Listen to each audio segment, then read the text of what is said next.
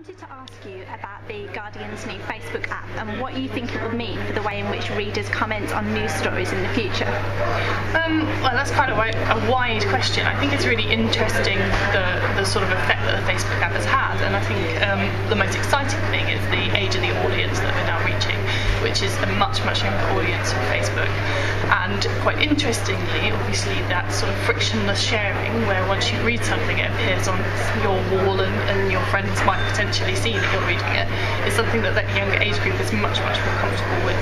So I think from a sharing point of view, it's very interesting, and it's going to change things.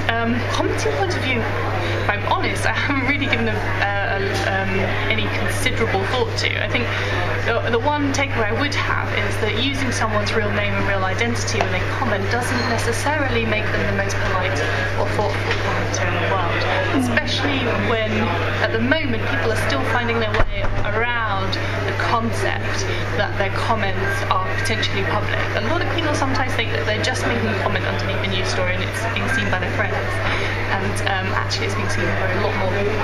So I think people are going to start having to get their heads around that in a different way. So, do you think that journalists should be interacting with readers more on readers' online comments and responding to them? Massively.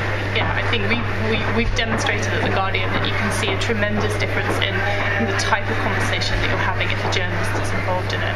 And actually the quality and the value to both the journalist and the reader is considerably better when there's somebody involved in below the line. And if that person is the journalist who wrote the article, that makes a big difference. And just one more question, really briefly, could you tell us how the Guardian's open news list is coming along?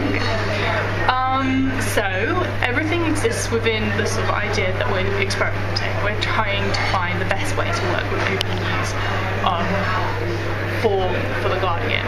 There are a lot more experiments and changes on their way,